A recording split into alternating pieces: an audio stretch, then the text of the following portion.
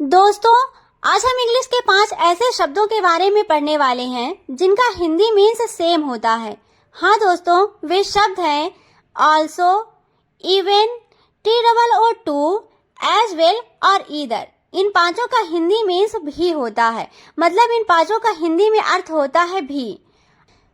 अब यहाँ पे आपके दिमाग में एक क्वेश्चन आ रहा होगा कि अगर इन पांचों का हिंदी मीन्स सेम होता है तो हमें इनके बारे में इतना ज्यादा क्या पढ़ना।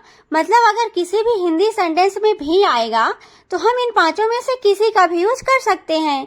तो आप बिल्कुल गलत सोच रहे हैं, क्योंकि इन सभी की पोजीशन किसी भी सेंटेंस में अलग अलग होती है।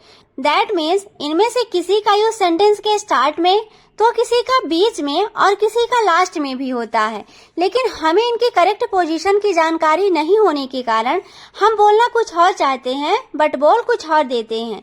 अगर आप भी ऐसी ही छोटी छोटी गलतियों को करने से बचना चाहते हैं तो वीडियो के एंड तक जरूर बने रहें और अपनी सारी कंफ्यूजन को दूर करके जाएं।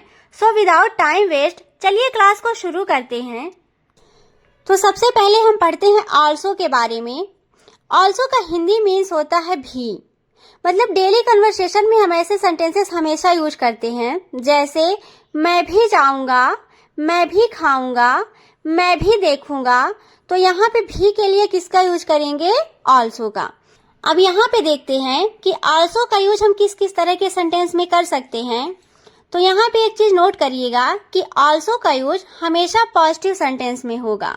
दैट मीन्स निगेटिव, जिसमें ना करने का सेंस हो, और इंट्रोगेटिव, जिसमें किसी से क्वेश्चन पूछा जाए, तो ऐसे सेंटेंसेस में हम ऑल्सो का यूज नहीं करेंगे। मतलब ऑल्सो का यूज सिर्फ पॉजिटिव सेंटेंस में किया जाता है, निगेटिव और इंट्रोगेटिव सेंटेंस में इसका यूज नहीं करते हैं। अब यहाँ पे देखिएगा कि किसी भी सेंटेंस में ऑल्सो की पोजीशन क्या होती है। तो इस चीज को नोट करिएगा कि अगर किसी भी सेंटेंस में helping verb, that means is, am, are, was, were, has, have, had, will, shall, ये सब कुछ प्रेजेंट हैं, तो इनके बाद और मेन वर्ब जैसे स्लीप, गो, कम, प्ले, इनके पहले किया जाएगा। हेल्पिंग वर्ब के बाद और मेन वर्ब के पहले किया जाएगा। मतलब इसका पूरा स्ट्रक्चर बनेगा, सबसे पहले subject, then helping verb, then also, then main verb और लास्ट में ऑब्जेक्ट। सबसे पहले सब्जेक्ट, उसके बाद हेल्पिंग वर्ब, फिर उसके बाद ऑल्सो, मेन वर्ब और सबसे लास्ट में ऑब्जेक्ट। ओके, अब चलिए कुछ एग्जांपल्स के द्वारा इसे और क्लियर करते हैं। जैसे पहला एग्जांपल है, मैं भी आ रहा हूँ। मैं भी आ रहा हूँ। टेंस की क्लास में हमने पढ़ा है कि अगर किसी भी सेंटेंस के लास्ट में रहा है, रही है, रहे हैं, ऐसा कुछ भी आता है तो वह सेंटेंस किसका होगा? प्रेजेंट कॉन्टिन्यूअस का। और प्रेजेंट कॉन्टिन्यूअस की हेल्पिंग वर्ब होती है इज, एम, आर और मेन वर्ब के साथ ING. Helping verb is, am, are और मेन वर्ब के साथ आईएनजी। तो यह सेंटेंस क्या बनेगा? मैं भी आ रहा हूँ। तो मैं को इंग्लिश में क्या बोलते हैं? आई, और आई के साथ एम। अभी हमने रूल में पढ़ा है कि हेल्पिंग वर्ब के बाद क्या आएगा? ऑल्सो। तो यहाँ पे क्या आ जाएगा? ऑल्सो। आ रहा हूँ, आने को इंग्लिश में क्या बोलते हैं? कम, और कम के साथ आईएनजी तो क्या बनेगा? कमिंग। तो पूरा सेंटेंस क्या हो जाएगा? आई am also coming, I am also coming. अगला है, मैं भी जाऊंगा। मैं भी जाऊंगा, तो फ्यूचर के लिए किसका यूज करते हैं? विल का। तो आई के साथ क्या आएगा? Will, I will. फिर विल के बाद क्या आएगा? ऑल्सो, और जाने को क्या बोलते हैं? गो। तो पूरा सेंटेंस क्या बनेगा? I will also go, I will also go. अगला है, वह भी सच जानता है। वह भी सच जानता है। He also knows the truth, he also knows the truth. यहाँ पे देखिएगा सब्जेक्ट के बाद हेल्पिंग वर्ब नहीं है, तो अगर सब्जेक्ट के बाद हेल्पिंग वर्ब नहीं आता है तो ऑल्सो का यूज हम डायरेक्ट सब्जेक्ट के बाद करते हैं और हेल्पिंग वर्ब के पहले। तो ही के बाद क्या आ गया? ऑल्सो। ओके, अगला सेंटेंस है, मैं भी जानता हूँ। तो जब हम नॉर्मल कन्वर्सेशन करते हैं तो ऐसे सेंटेंस को हम क्या बोल देते हैं? I know also, I know also. But ये क्या है? इनकरेक्ट। इसकी करेक्ट पोजीशन क्या है? I also know, I also know. मैं भी तुम्हारे साथ हूँ, इसे इंग्लिश में कैसे बोलेंगे प्लीज कमेंट में बताएं। अब अगला है इवन। इवन का हिंदी मीन्स भी होता है भी। क्या होता है? भी। और इसका यूज हमेशा पॉजिटिव और निगेटिव सेंटेंस में किया जाता है। मतलब इवन का यूज किस में करते हैं? पॉजिटिव और निगेटिव दोनों सेंटेंसेस में। अब ये देखते हैं कि इवन का किसी भी सेंटेंस में पोजीशन क्या होता है। तो यहाँ पे नोट करिएगा कि इवन का यूज हमेशा सेंटेंस के स्टार्ट में किया जाएगा। मतलब सेंटेंस को शुरू करने से पहले ही हम किसका यूज करेंगे? इवन का। तो इसका स्ट्रक्चर क्या होगा? सबसे पहले इवन, उसके बाद सब्जेक्ट, देन हेल्पिंग वर्ब और सबसे लास्ट में ऑब्जेक्ट। सबसे पहले क्या लिखना है? इवन को, देन सब्जेक्ट, उसके बाद हेल्पिंग वर्ब और सबसे लास्ट में ऑब्जेक्ट। जैसे मैं भी जा सकता हूँ, मैं भी जा सकता हूँ। तो अभी तक हम किसका यूज करते थे? ऑल्सो का। अब यहाँ पे किसका करना है? इवन का। तो सबसे पहले क्या आएगा? Even I can go, even I can go. Okay. अगला है सचिन भी खेल सकता है, सचिन भी खेल सकता है। तो इसका क्या बनेगा? Even Sachin can play, even Sachin can play. अगला है मैं भी कर सकता हूँ, इवन आई कैन डू। तुम भी कर सकते हो, इवन यू कैन डू। तुम भी आ सकते हो, इवन यू कैन कम। तुम भी जा सकते हो, इसे इंग्लिश में कैसे बोलेंगे प्लीज कमेंट में बताएं। अब यहाँ पे एक बहुत ही इंपॉर्टेंट चीज नोट करिएगा कि इवन और ऑल्सो में डिफरेंस क्या होता है। तो देखिए, जब कभी भी हम अपनी कंपेयर खुद से ही करते हैं, कंपेयर विद सेल्फ, तो वहाँ पे किसका यूज करते हैं? इवन का। और जब कभी अपनी कंपेयर दूसरों से करते हैं, कंपेयर विद अदर्स, तो वहाँ पे किसका यूज करते हैं? ऑल्सो का। फॉर एग्जाम्पल, आप अपनी एबिलिटी खुद को ही बता रहे हो। आप सोच रहे हो कि अरे यार, इंग्लिश इतनी भी ज्यादा टफ सब्जेक्ट नहीं है, मैं भी इंग्लिश बोल सकती हूँ। तो यहाँ पे किसका यूज करोगे? इवन का। तो क्या होगा? Even I can speak English, even I can speak English. But अगर आप कहीं बहुत लोगों के बीच में बैठे हो और किसी ने दूसरे आदमी के बारे में कहा, अरे वाह यार, वो कितनी अच्छी इंग्लिश बोल लेती है, या तो वो कितनी अच्छी इंग्लिश बोल लेता है, तो वहाँ पे जब आप उससे कंपेयर करके खुद को बोलोगे कि मैं भी इंग्लिश बोल सकता हूँ या मैं भी बोल सकती हूँ, तो वहाँ पे क्या होगा? I can also speak English. I can also speak English. Okay?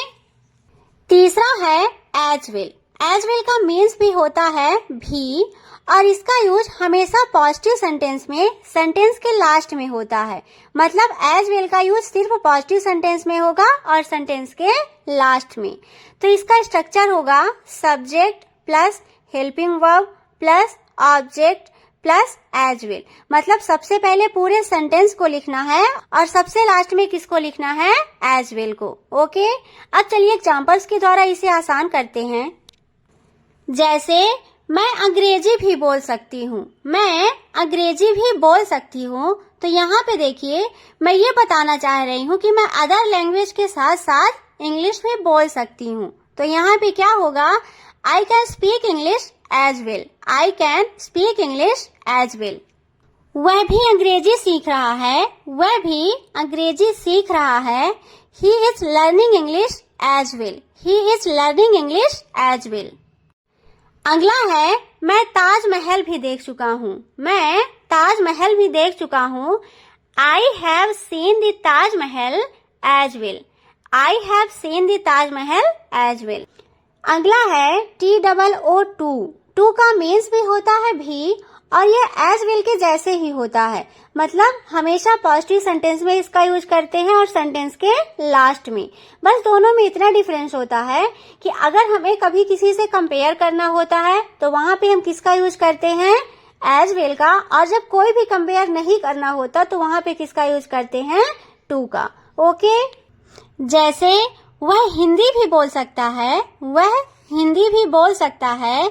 He can speak Hindi too, he can speak Hindi too. अगला है मैं भी इस मीटिंग में शामिल होऊंगी, मैं भी इस मीटिंग में शामिल होऊंगी। I will attend this meeting too, I will attend this meeting too। अब लास्ट है ईदर।